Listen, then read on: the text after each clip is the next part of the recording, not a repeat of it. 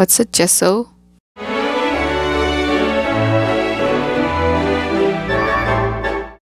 It has been 2 months since my last upload. I'm kidding, it's 3 months now. And it's not because of procrastination. It is not because of laziness. It is because I struggle.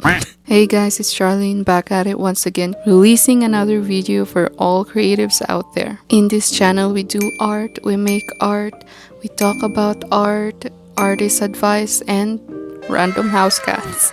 And of course, every creation is for my expression and your inspiration. So in my previous video, I said I would be diving into something that I have no idea of, and that is acrylic painting. Well, not entirely clueless because it's my second time using acrylic paint. But you know, when it comes to experience, I'm really a noob at it. I'm a mixed media artist. The base, or what I use mostly for my artworks, is done in watercolor. Then I add in ink, color pencils, markers, and poster paints. So from those mediums, I had an idea to try something that I am not used to, and that my first experience with it was terrible. I call this experience the Great Acrylic War of Char.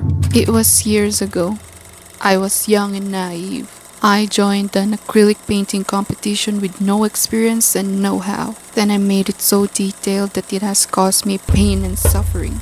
And the worst part, the paint keeps getting lifted a lot of times. Then after that, I never touched acrylic ever again. But as years pass by and time being the greatest healer, I have decided to visit what was once dreadful in order to make peace with it. But all jokes aside, this is me trying out acrylics once again. And as I execute it, I want to share with you what I learned along the way. But before anything else, just a heads up, this video is not of the technical side of things. I'm not gonna teach you how to paint in acrylic or teaching you about proper ways of mixing colors. This is not that kind of video, for this content leans more on the self-improvement, mental health side of things. Feel free to click away before I force you to watch. So there are 4 takeaways in this video. The first one is, be resourceful. I don't have the right materials to use, and thus my art will suck. I don't have anything to use. I cannot buy the expensive art mats, and thus I will not use anything else, and thus I will not practice. I cannot buy high quality acrylics, and thus my art career is over.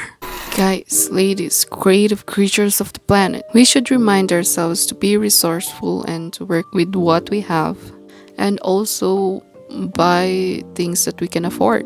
For this acrylic painting, I used the old acrylic paints from the Great Acrylic War of Char, and I bought an affordable canvas, some additional acrylics, and I also bought 3 flat brushes because I don't want to bring havoc and destruction to my watercolor brushes. Okay, I know this is a topic about resourcefulness, but if you can, do not use your watercolor brushes for acrylic painting, or that will create great divide to them bristles.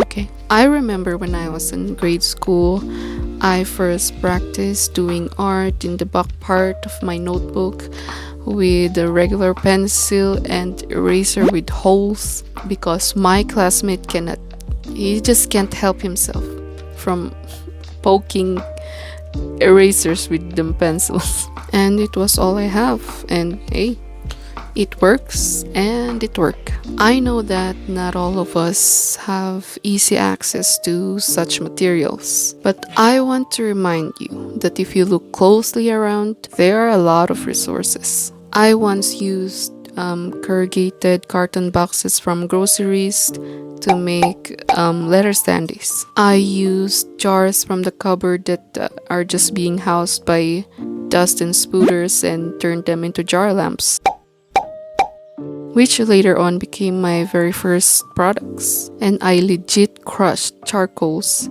the ones used for cooking, just to have a feel on what charcoal drawing is, how that works. I mean, look around you. Creating is possible.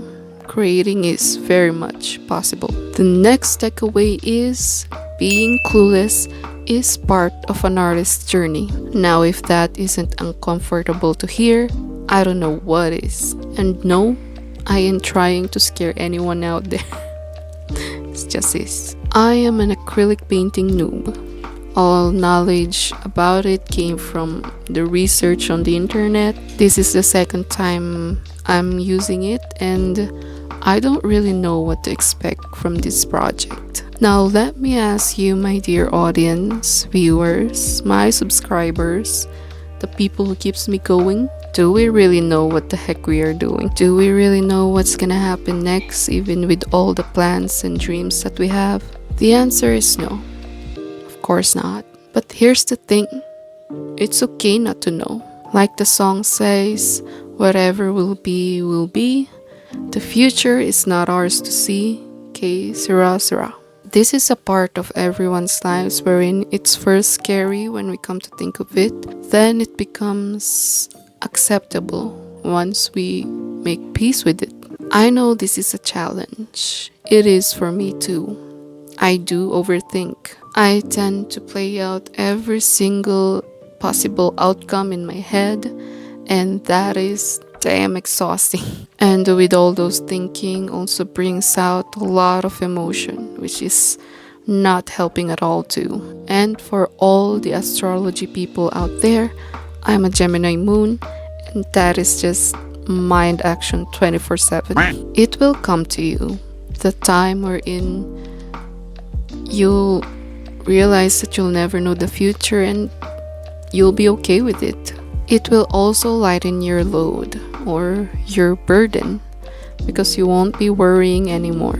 The artist's life is mostly a heart-based path, right?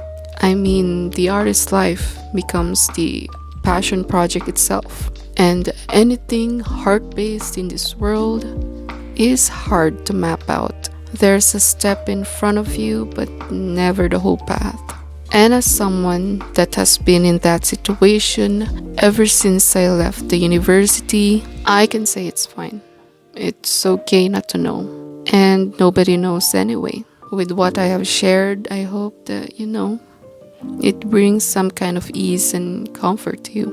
Takeaway number 3 is learning and dealing with patience. In this fast-paced world, I'm sure patience is the last thing that you want to hear. This painting is done within a lengthy time of 2 months or more. I don't even know anymore. But there are days that I don't paint, and there are days that I only paint for an hour. And there are a couple of reasons why it was like that. The first reason is that I don't know how to continue the art.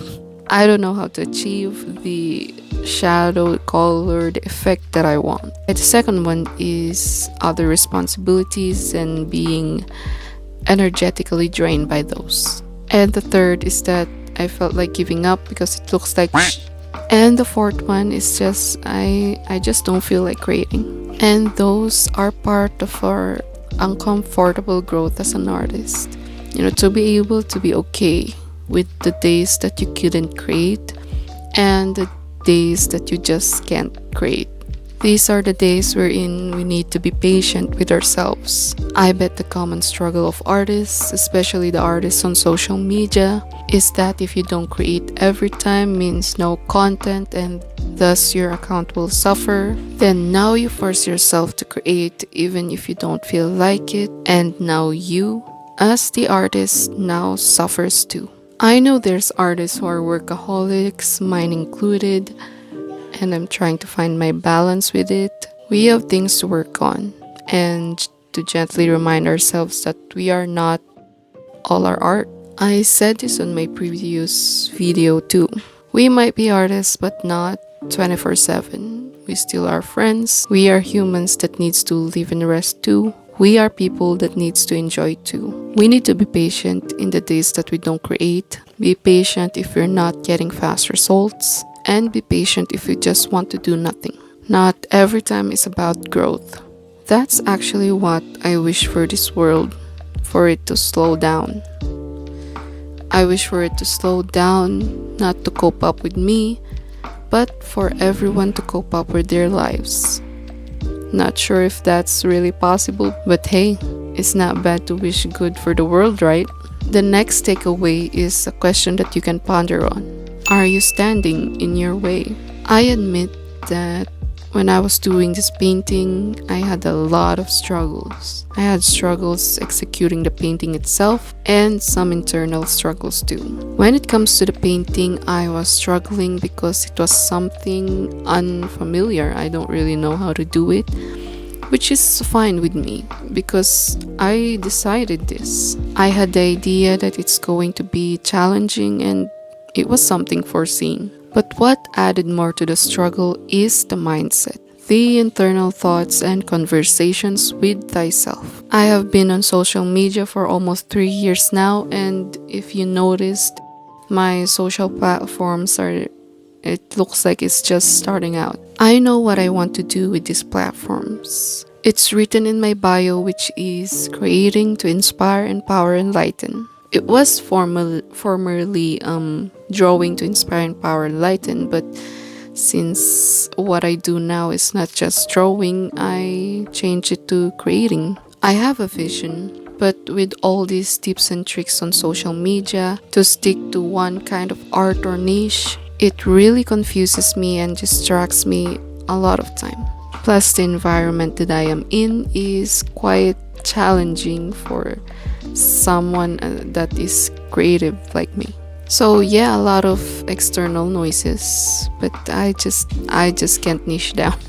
I mean, yeah, I'm all about art, but I just can't lower it down to just drawing or just one thing. So I was in this state for quite a while now, but it got amplified last February to early March. And thank God that there is really the light at the end of the tunnel. Then I got my answer, and that is to not resist or contain my creativity. I could be a painter, I could be a business owner, I could be a speaker, and maybe in the future more will be added into that. I stepped out of my own way, from blocking parts of my creativity to actually showing them all. I hope you stay around because I have more creative ideas. It will be awesome. You'll figure it out and you'll get out of your own way. And it's really the first time that I can confidently say that there will be more awesome content. It's surprising. I think I'm really getting back on track here.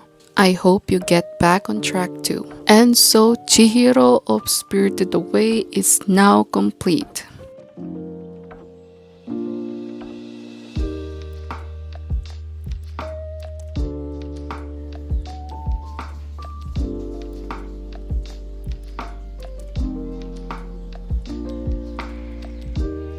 I would like to thank this painting for it has taught me a lot, and I would like to thank you for sticking around, allowing the time to actually watch my video.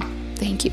And with the takeaways, I hope that it helped you in some way. And so once again, creating to inspire, empower, enlighten, this is Charlene of CB Arts and Inks.